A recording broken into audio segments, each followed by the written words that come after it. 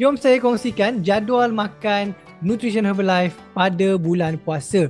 Okay, waktu sahur, normally sebelum kita bersama dengan Nutrition Herbalife, kita mungkin mengamalkan makan nasi putih kan, dan juga kita ada lauk-lauk kita lah kan. Jadi sekarang bersama dengan Nutrition Herbalife kan, waktu sahur anda boleh amalkan, kalau anda ada Formula One shake sahaja, anda boleh amalkan Nutrition Formula One shake ni kan. Usually kalau hari-hari biasa kita letak 2 scoop kan. Waktu bulan puasa ni anda boleh letak 3 ke 4 scoop. Biar lebih sikit, tak apa, sebab kita nak bekalan yang lebih banyak untuk sepanjang hari kita. Kalau anda ada nutrition yang lain seperti fiber kan, anda boleh kombokan sekali. Blend dalam satu bancuhan, maybe letak air lebih sikit, letak ais lebih sikit kan, supaya dia jadi lebih tak pekat sangat lah. Okay, so combine dua ni. Kalau anda ada Formula 3 kan, untuk tambah keperluan protein, tadi yang serat tu untuk tambah serat anda lah kan. Kalau anda nak tambah protein, ada Formula 3 pun boleh gabung sekali. 3 ni boleh bancuh sekali kan, tapi make sure anda letakkan air yang secukupnya lah. Kita tak naklah dia terlampau pekat kan. Jadi letak air lebih sikit, letak ais bagi sejuk sikit kan. So combination 3 ni akan jadi satu sahur yang sangat-sangat lengkap lah buat anda.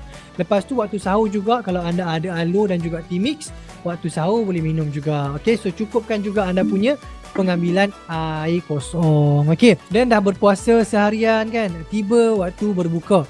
Okay, waktu berbuka ni ada dua pilihan. Satu, anda boleh berbuka dengan Nutrition Herbalife. So set yang tadi tu, kalau ada Formula One saja, Formula One kan, of course lah kita mulakan dengan air kosong, dengan kita punya kurma dan sebagainya, and then kita makan nutrition. Air manis boleh gantikan dengan dua produk ni, kombokan sekali jadi macam ais lemon tea kan. Bubuk ais pun tak apa, nak tambah buah lemon sikit pun boleh, tak ada masalah, sedap rasa dia kan. Lepas tu anda boleh pergi semayang maghrib and then come back to your table untuk makan makanan berat anda, nasi dan sebagainya lah.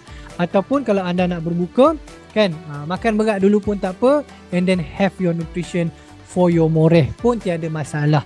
Okay, so just make sure waktu berbuka anda kan, kurang-kurangkan, kalau boleh elakkan makan makanan yang manis-manis seperti kuih-muih yang manis-manis kan, deep fry punya food, ataupun air manis tu gantikan dengan minuman yang lebih rendah kalori, lebih rendah gula kan, yang lebih sihat untuk anda. Okay, so that's about it. Sangat-sangat ringkas, sangat-sangat simple kan. Jadi waktu bulan puasa ni sebenarnya apa yang anda perlu betul-betul jaga adalah pinggan makanan berat anda pada waktu berbuka tu kan. Sebab sahur dah dengan nutrition kan, lepas tu berbuka ada anda ambil air aloe vera dan juga tea mix. So apa yang anda perlu fokus betul-betul jaga pinggan makanan berat anda, nasi ke atau apa-apalah yang anda makan waktu berbuka tu, just make sure lengkap dia punya nutrien-nutrien yang badan anda perlukan. Ada protein, ada fiber, ada karbo kan, dan kuah-kuahnya tidak berlebihan lah. Anda jaga ini kan, insyaAllah istiqomah selama sebulan, anda akan dapat hasil yang sangat-sangat best. Okay, so itu saja, harap membantu anda dan enjoy puasa anda tahun ni bersama dengan Nutrition Herbalife. And jumpa anda di video seterusnya. Bye.